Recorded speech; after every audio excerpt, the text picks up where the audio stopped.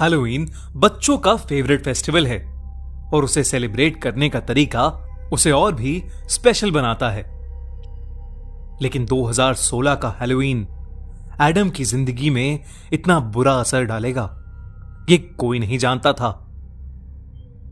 12 साल का एडम एक बहुत ही टैलेंटेड और क्रिएटिव बच्चा था जो कि अपने स्कूल का टॉपर भी था।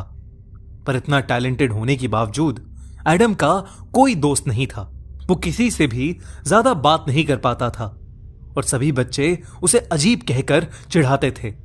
हैलोवीन के दिन भी एडम के साथ ट्रिक और ट्रीट यानी लोगों के घर जा जाकर हैलोवीन कैंडीज लेने के लिए भी कोई दोस्त नहीं था। वो मायूस होकर अकेले ही घर से निकल गया।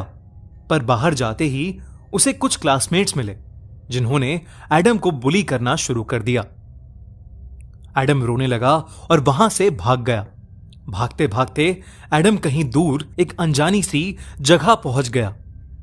उसने अपने आंसू पोंछे और इधर उधर देखने लगा। कुछ ही दूर पर उसे एक पुराना सा घर नजर आया। वो वहां कैंडी लेने गया पर घर पर बहुत बड़ा सा एक ताला लगा था। वो वापस लौट ही रहा था कि उसे घर के बाहर एक वुडन बॉक्स पड़ा मिला। एडम ने जब उस बॉक्स को खोला तो उसके अंदर एक आईपैड रखा हुआ था। एडम के उसे टच करते ही आईपैड की लाइट जल गई। उस पर लिखा था कम प्ले। ये देखकर एडम खुश हो गया और उस आईपैड को अपने साथ घर ले गया। घर जाकर जब उसकी मॉम ने आईपैड के बारे में पूछा तो उसने बताया कि उसे वो कहीं सड़क पर पड़ा मिला। ये कहकर वो अपने रूम में चला गया। रात में एडम फिर से उस आईपैड के साथ खेलने लगा पर इस बार उस पर कम प्ले की जगह एक अजीब सा क्रीचर बना था जिसे देखकर एडम कंफ्यूज हो गया। अब स्क्रीन पर उस क्रीचर का नाम लिखा आ रहा था लैरी। जैसे जैसे एडम उस आईपैड को स्वाइप कर रहा था वैसे वैसे उसे लैरी के बारे में और पता चल रहा था।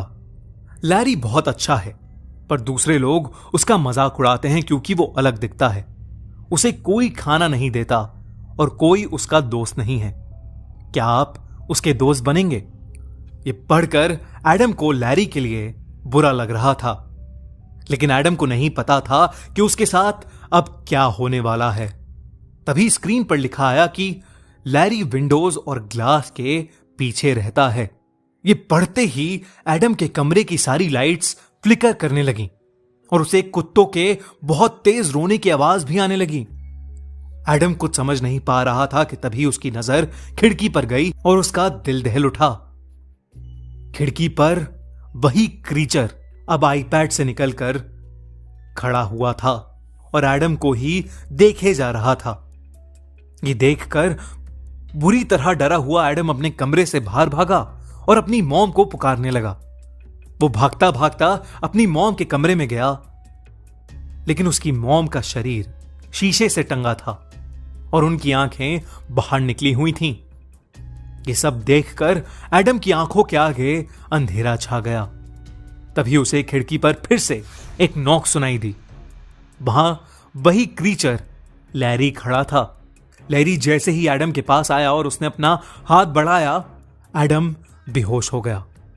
जब एडम की आंख खुली तो वो हॉस्पिटल में था और उसके डैड ने उसे बताया कि उनके घर में चोरी हुई थी और चोरों ने ही उसकी मॉम को मार दिया। पर एडम को अपने पापा की बात पर बिल्कुल विश्वास नहीं हुआ। उस क्रीचर या यूं कहें कि उस मॉन्स्टर की इमेज एडम के दिमाग में हमेशा हमेशा के लिए छप चुकी थी। इस हादसे के बाद वो आईपैड एडम के घर से गायब था। एडम ने पूरे घर में उस आईपैड को बहुत ढूंढा पर वो कहीं नहीं मिला। उस दिन के बाद से एडम ने कभी भी उस क्रीचर को दोबारा नहीं देखा। आपको क्या लगता है, लैरी सच में था या ये सब सिर्फ एडम का वहम था? कमेंट्स में जरूर लिखिए।